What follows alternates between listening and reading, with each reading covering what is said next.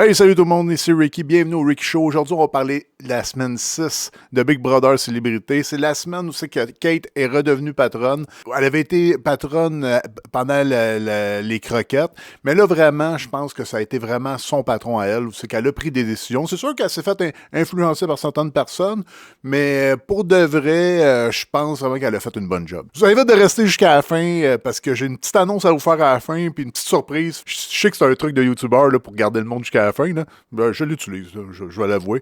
Donc, je vous invite de rester jusqu'à la fin. Elle a promis de venger Will puis Pascal, puis est-ce qu'elle va être capable de le faire? Souvent, quand quelqu'un dit « Je vais faire ça pendant mon patronat, je vais jouer fort pendant mon patronat », on a été déçus quelquefois. C'est vrai que des fois, ça a vraiment bien marché ou ils ont tenté de faire quelque chose de gros, mais surtout les autres saisons. Cette année, quand ils disent qu'ils vont faire quelque chose dans le patronat de gros, ils le font. Fait que j'étais curieux de savoir comment elle allait faire cette vengeance-là. Est-ce qu'elle allait s'attaquer à Félix? Est-ce qu'elle allait s'attaquer à Marie-Ève? Je pense que Marie-Ève a bien fait de passer beaucoup de temps avec. Au début de la semaine, là, on voit là, elle passe beaucoup de temps. Même Félix commence à s'impatienter. Mais là, je pense que Kate, avec ça, elle a vraiment eu une belle image. Elle a eu vraiment un beau tableau de dresser devant elle. Puis la menace, de plus en plus dans sa tête, ça s'en allait vers Mona, vers le groupe de 4. Puis je pense que c'est pas une mauvaise affaire que Marie-Ève ait fait ça parce qu'elle, elle sentait déjà le vent tourner en arrière d'elle.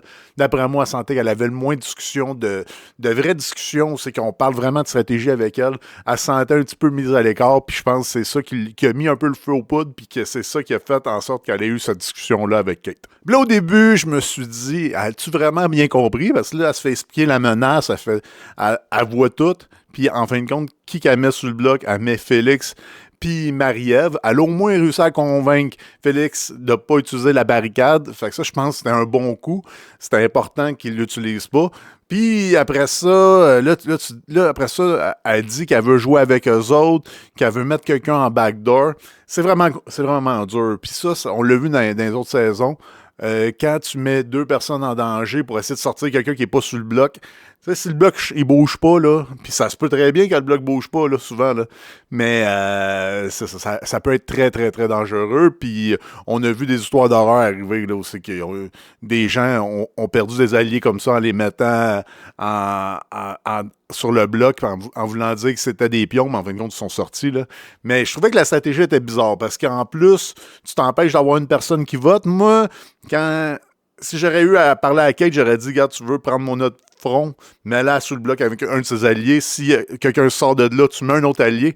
De toute façon, à la fin, ils vont savoir qu'ils sont en danger et qu'ils ont été attaqués. Fait que je pense qu'elle a voulu quand même modérer un peu les choses. Mais c'est ça. Fait que Marie-Ève va réussir à sortir du bloc. C'est drôle parce qu'elle a amené, avec ses choix, Gabriel. Marie-Ève, elle a amené Gabriel. Puis vraiment, Gabriel, c'était pas vraiment son plan de sauver Marie-Ève. C'était plus de gagner pour elle, pour être sûr de ne pas être mis sur le bloc, pour être sûr que le bloc ne bouge pas. Fait que vraiment, c'était un peu kamikaze comme coup. Mais c'est ça. Là. Fait que le choix... Kate a été obligée de faire un choix de remplacement. Puis le choix de remplacement, ça a été compliqué pour elle. Avec toute l'info qu'elle a, Kate, elle prend la bonne décision de sauver Normand. Normand qui risque d'être un swing vote, qui risque d'être la personne qui risque de décider c'est qui part. Se le mettre de son bord, lui qui a pas beaucoup d'alliés, c'est vraiment bon. Puis je pense que Normand, de plus en plus, il construit une question de confiance avec Kate. Normand, je pense, c'est pas pour rien qu'il joue tout seul, mais le cas de Normand, on va en revenir un petit peu plus tard. On va en parler un peu, mais je pense vraiment que Kate a bien fait de pas le mettre sur le bloc, bien fait de le protéger tout le long. Comme ça, ils peuvent jouer ensemble, puis c'est plus clair. Puis de toute manière, Normand était un peu contre la Chambre Orange, était contre l'Alliance de 4. Fait que c'est bon qu'elle le garde quand même, là, puis elle le mette pas sur le bloc, elle le garde, elle le mette pas en danger. Citron, de son côté, sa plus grande alliée, elle veut pas mettre Mona sur le bloc. Je pense que Citron pense, avec erreur, qu'elle joue pas mal plus proche qu'elle pense avec Mona. Mona, il a fait à croire beaucoup de choses. Ça va être dur quand elle va écouter l'émission, on va se rendre compte que Mona jouait pas vraiment beaucoup avec elle. Puis il y a aussi Marie-Ève qui se sent proche de Gabriel. Puis Marie-Ève fait partie du plan. Marie-Ève va voter avec eux autres. Puis Kate, vraiment, elle travaille vraiment fort pour que Citron puis Marie-Ève jouent ensemble parce que les deux, vraiment, c'est pas naturel qu'ils jouent ensemble. Ils ont eu des accrochages dans le passé. Fait que moi, pour de vrai, j'ai trouvé que c'était un très bon patronat. Puis même cerise sur le Sunday, quand Oussama va voir Kate à propos de Christophe, puis il dit qu'il veut plus mettre lui sur le bloc. Là, vraiment, je pense qu'elle avait vraiment une porte grande ouverte, puis en plus, elle pouvait prendre Oussama comme allié, fait que ça y rajoutait un vote si jamais Normand décidait de voter de l'autre bord, parce qu'il y avait les votes très justes. Fait que non, je pense vraiment que ça a été un bon choix, puis en plus, Christophe, ça a fait un peu l'unanimité, il a passé pour un bon pion, parce que la cible, c'était encore de sortir Félix. Fait que j'ai trouvé ça quand même assez habile de sa part. Mais là, tous les alliés de Mona tout ça vont vraiment se méfier. Là. Ils savent que Kate joue pas avec eux autres. Le plan a été révélé. Puis tout est révélé dans cette maison-là assez vite. Fait que je pense que oui, elle a réussi à sauver. Elle a fait un patronat qui était excellent, mais elle a eu beaucoup de chance. Pour de vrai, si Marie-Ève n'arrivait pas à faire le truc des œufs, puis à sauver, à utiliser le veto, Gabriel était juste en arrière. Fait que ça aurait pu vraiment mal virer son plan, puis elle aurait été obligé d'attendre encore un tour avant d'essayer de faire un coup contre l'équipe de 4. Oussama, cette semaine, vraiment, je pense qu'il a été le joueur de la semaine. C'est lui qui a deviné que son alliance serait attaquée. Il l'a vu venir.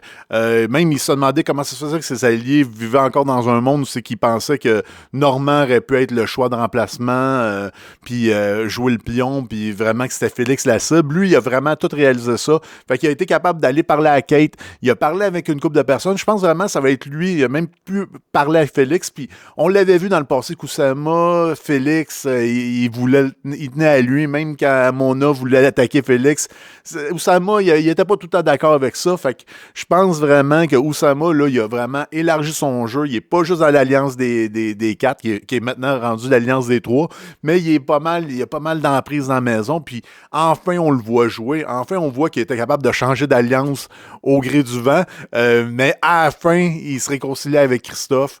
Puis il décide de voter avec Christophe. Mais comme Kate avait le vote de Normand, ben elle ne saura jamais que Oussama a changé de camp. Puis en fin de compte, il n'était plus avec elle. Puis Oussama, il est quand même bon menteur, puis il est capable de faire mentir, puis de dire qu'il a voté avec sur le bord de Félix. Fait que je pense que c'était un bon coup de sa part. Je pense vraiment que ça va être le joueur de la semaine. Puis suivi de proche par Kate, parce que Kate, elle a eu un super bon patronat, même si elle a dit que personne ne l'a écouté, elle a été la victime là-dedans, puis on voit, elle a une genre de petite crisette avec Citron, mais en fin de compte, moi, je pense vraiment que ça a été un très bon patronat. C'est sûr qu'elle aurait pu sortir un joueur plus fort que Christophe, mais d'affaiblir un peu Mona, qui était très forte depuis le début, je pense que c'était un premier pas pour après ça, vraiment commencer à la réattaquer un petit peu plus tard, puis je pense que vraiment, Mona, doit sentir la pression là, de plus en plus. Fait que ce n'est qu'une partie remise pour un gros joueur de partir. À suivre. Le vote de Normand était super important, mais est-ce que Normand en a profité pour créer des liens? Je pense que oui. Il a créé des liens avec Kate. Il n'a pas solidifié ça en une grosse alliance qui va se tenir. Moi, je pense que c'est vraiment ça l'erreur de Normand. Il aurait pu aller voir Marie-Ève, il aurait pu aller voir Félix, il aurait pu essayer de jouer un petit peu plus gros. Je pense quand même qu'il parle au monde, mais je pense qu'il y a de la misère à devenir la priorité de quelqu'un. Il y a de la misère à devenir... Puis ça, je pense que c'est un peu une question d'âge. C'est lui le plus âgé. Il est capable de parler, il est capable d'être cool, il est capable de faire yo genre, mais d'être vraiment à côté de la personne, de vraiment être le confident stratégie, où c'est que c'est ta vie dans le jeu, la stratégie. Ton information, c'est vraiment ça qui fait en sorte que quelqu'un peut te trahir puis t'es dehors le lendemain. Fait qu'il faut avoir vraiment confiance quand tu donnes ta stratégie à quelqu'un, quand tu parles stratégie avec quelqu'un. Ça, je pense qu'il l'a un peu moins, Normand, puis je pense qu'il s'en rend compte. Puis je pense peut-être aussi qu'il n'est pas un suiveur, Normand, fait qu'être le yes man, ça fait plus ou moins son affaire, fait qu'il aime mieux être un loup solitaire puis attendre vraiment que ça soit le bon moment pour flipper, pour faire partie d'une alliance. Moi, je pense que en ce moment, il y a encore temps pour lui dans les prochaines semaines de pouvoir jouer avec quelqu'un. Il est encore libre, il y a d'autres menaces pas mal plus grandes que lui en ce moment, fait qu'il va pouvoir, d'après moi, élaborer son jeu. J'espère qu'il va le faire, parce que là, les minutes sont comptées, puis même s'il sera en fin, il n'y aura rien à défendre en ce moment, parce qu'il est dans l'arrière de aucune stratégie concrète. Puis ça va être dur pour lui, parce que quand tu as zéro influence, comme là, il y a dans la maison, c'est dur d'avoir quelque chose, de pouvoir contrôler quelque chose, de pouvoir... Puis en plus, là, là, vraiment, ce serait le temps qu'il gagne un patronat, ce serait le temps qu'il gagne quelque chose pour vraiment, là, avoir le pouvoir, puis que le monde vienne y parler de stratégie, le monde essaie d'embarquer avec lui, puis lui pouvoir choisir de quel bord qu'il se met, mais vraiment, là, Normand, c'est pas qu'il joue pas, c'est vraiment qu'il n'y a pas d'opportunité en ce moment, puis il est encore en attente, puis même quand il y en a, comme là, cette semaine, il y en avait, il était le swing vote, mais il y avait d'autres mondes qui pensaient que c'était Oussama qui était le swing vote, fait que je pense qu'il n'y en a pas tant à profiter que ça, là. Puis c'est dommage pour lui. Félix va gagner très rapidement le patronat. Ça va être quasiment une fusée. Un athlète olympique, je pense que c'est une erreur de laisser ça dans un jeu comme Big Brother, là. Surtout, tu peux pas attendre jusqu'à l'ère des champions. Il risque d'utiliser sa barricade prochainement. La semaine prochaine, c'est sa dernière semaine. Pour de vrai, la fenêtre va se rapetisser parce que là, il est patron cette semaine. C'est lui qui va mettre le monde en danger. Fait que je pense vraiment que ça va être lui la prochaine cible. Mais là, vraiment, d'après moi, il va s'attaquer à Mona. À moins qu'il pense que Mona, c'est une plus grosse menace puis il va vouloir la laisser là pour pouvoir continuer à avancer dans le jeu. Ça me surprendrait que ça soit son type de mentalité parce qu'il ne s'attaquera pas à Oussama parce qu'il est très proche de lui. Gabriel, elle peut pas être attaquée, fait que c'est sûr qu'il ira pas vers Marie-Ève, son allié. Normand, moi je pense vraiment qu'il va aller vraiment contre Mona puis il va mettre un pion. Est-ce que le pion pourrait être Kate parce que Kate l'a mis comme pion aussi la semaine d'avant, fait que ce serait facile pour lui de dire à Kate, écoute, tu m'as mis en danger, je te mets en danger, t'es un pion, inquiète-toi pas, on s'en va tout sur Mona. Parce que là, l'affaire aussi, ou peut-être qu'il va dire à Oussama ça, puis ça serait vraiment brillant de le faire parce qu'il sait pas nécessairement où c'est qu'Oussama il se place face à Mona.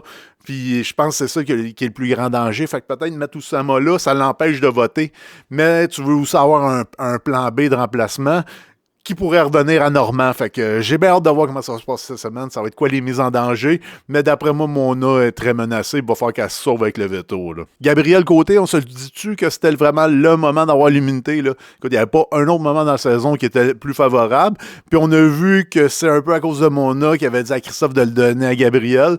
Moi, à être Oussama, j'aurais essayé d'intervenir dans la discussion parce que ça le met pas mal vulnérable, le fait que Gabriel ait l'immunité cette semaine. C'est une belle preuve de grand joueur de Mona, mais pour Oussama, ça risque peut-être de le mettre dans l'eau chaude, surtout si Mona réussit à se sortir du bloc. Puis d'après moi, les chances sont quand même bonnes. Mona, dans certains jeux, que ce soit des lettres, des trucs comme ça, il est vraiment bon. Fait que j'ai hâte de voir qu'est-ce qui va se passer. Merci beaucoup de m'avoir suivi. Ça va être un petit résumé quand même assez rapide de qu'est-ce qui s'est passé cette semaine. Oui, j'ai parlé un petit peu de Normand. Je trouve des fois, il se fait un peu varloper ses réseaux sociaux, mais pour de vrai, je pense que si Normand avait des possibilités, il les utiliserait. S'il verrait du monde qui parlerait vraiment de game, parce que le monde, il parle de game d'après moi, mais juste en superficiel, puis c'est pas vraiment, il s'engage pas nécessairement avec lui pour avancer loin. Je pense vraiment qu'il est à prendre. C'est un pion, il est là, puis tu l'amènes avec toi, tu essaies de jouer. Je pense que Kate, elle l'a vu. J'espère qu'elle va le faire, parce que c'est vraiment, je pense qu'il pourrait être vraiment un petit peu plus fiable que Citron. Puis il pourrait aussi l'amener un petit peu plus loin. J'ai hâte de voir comment ça va se dessiner les prochaines semaines. Je suis content que l'Alliance de 4 soit un peu touchée, qu'il manque Christophe. Christophe qui il s'avérait être obligé de jouer, obligé de paniquer. C'est un joueur qu'on n'a pas beaucoup vu, mais écoute, quand même, je pense que dans un autre type de jeu, avec d'autres alliés, aussi qu'il aurait fallu qu'il travaille un petit peu plus, on aurait vu. Puis il avait l'air d'avoir une bonne tête sur ses épaules, un très bon jeu social. J'espère qu'il a aimé sa participation. Fait que, écoute, même lui, je suis sûr qu'on n'a pas vu un dixième de sa game. Il a sûrement brillé pas mal plus. Mais bon, écoute, c'est ça. À un moment donné, l'équipe, il faut qu'il fasse un choix. Là, il faut qu'il monte un show, il faut qu'il monte une histoire. Puis Christophe en a pas fait beaucoup partie. C'est plate, là, mais en tout cas, peut-être qu'il va avoir une deuxième chance à suivre. Bon, je vous reviens avec ma petite surprise que je vous avais dit au début.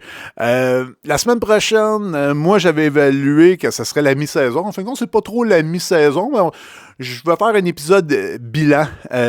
Puis, un de mes grands invités et grands amis qui va être là, ça va être Raph. Raph, qui est habituellement, qui a une chaîne sur Big Brother. Fait que ça sera pas un petit épisode comme 15 minutes, là, ou 10 minutes, 14 minutes. Là. Fait qu'on risque de dépasser en masse. J'ai vraiment hâte. J'ai hâte de voir son opinion, surtout sur la saison, sur tous les twists, qu'est-ce qu'il en a pensé. On va vous faire un petit retour en arrière, mais on va vraiment s'amuser, on va vraiment parler. Fait que je vous invite, si vous avez des questions à poser à Raph, à le dire en commentaire, poser la question. Puis moi, je vais poser quand il va être là en vidéo. Vraiment content qu'il ait accepté. Il avait vraiment hâte de venir jaser de Big Brother. Fait que moi aussi, j'ai hâte de le recevoir. Puis j'espère que vous allez être là la semaine prochaine. N'oubliez pas de vous abonner. J'ai d'autres vidéos aussi. Un ici, probablement un autre ici. Fait que gênez-vous pas à vous abonner. Faites attention à vous. Passez une belle journée, une belle nuit. Je sais pas si vous en êtes rendu dans votre journée. Mais faites attention à vous. Ciao. Bye!